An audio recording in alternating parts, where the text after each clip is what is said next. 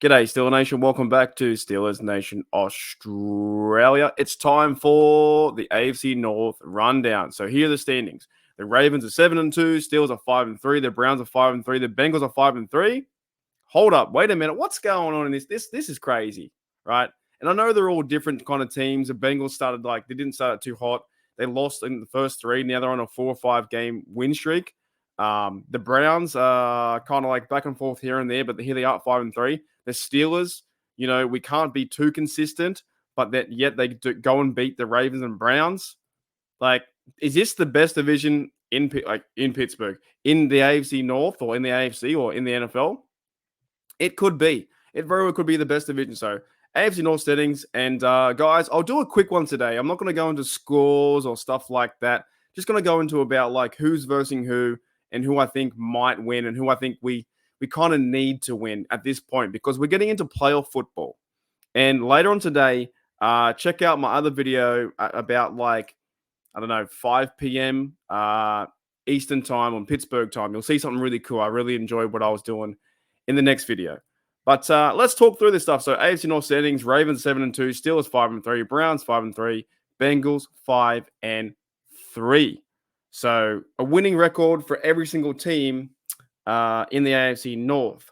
Now, last week we had the Steelers beating the Titans and everyone won last week. The Browns beat the Cardinals 27-0.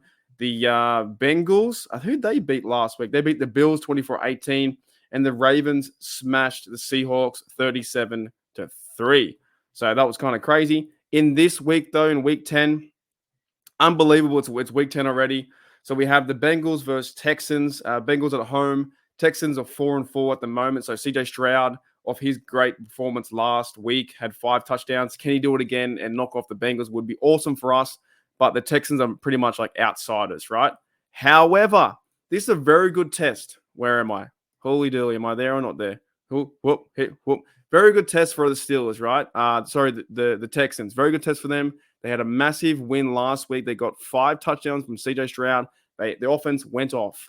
Now they're going into Who Day territory, or whatever you call it, that way the Bengals. If they can knock off the Bengals, man, the Texans could be like a AFC maybe wild card threat, or maybe also a threat for the Jaguars to win their division too. So that one I'll be looking out for. So Texans, hopefully they can win that game versus the Bengals and knock them off and shut up the Who Day crowd. Steelers, of course, versus Packers. We'll talk about that in the next few days, but pretty much it's a big game for the Steelers to win for us. If you lose this game, you go back a step and it feels like you got to start again. If they win this game, you build more momentum. You go 6-3, and then you have a couple of higher games or divisional games versus Browns and the Bengals. So pretty big matchup for the Steelers to win this game. Honestly, don't know what's going to happen, but I feel like it's going to be Steelers 23-19, something like that, right? So we got to wish our Steelers to win that game. And if they lose at this one and move to 5-4, it's almost like they're starting over again. I don't want to say that, but that's what we'll feel like, right? So then we have the Ravens versus Browns. This one's kind of a key matchup too. So Ravens versus Browns. I think at this point, the majority of Steelers fans I've seen around the internet, I think we want the Browns to win. If they win, that means it makes the division closer. And we already have divisional records against the Ravens and Browns. And then the week after, I think we play, yes, we do. We play the Browns. So we have Green Bay at home for us. Then we go to Cleveland. And then we go to Bengals after. So if the Browns win this week and lose next week, fantastic, right? But we've got to wait to see how it plays out. So I'm going to hopefully cheer for the Browns to win that game.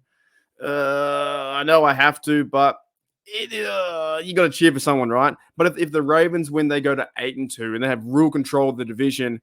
And then even if you win 2 games over the Ravens, you'd have to win out all your games to win the division. But they still need their bye as well.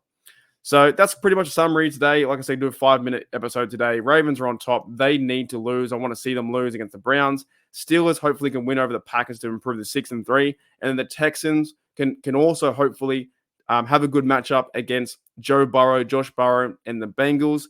And if the Texans win that game, then they were like, no one talked about them winning 4, 5, 6 games.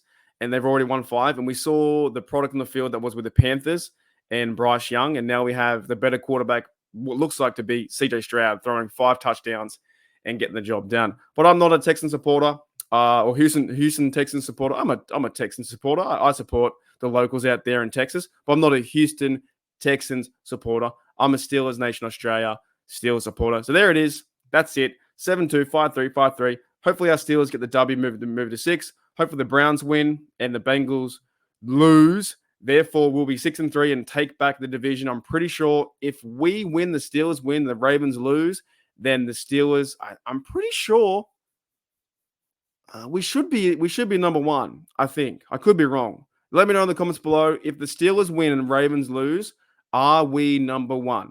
All right, guys, I'll see you later.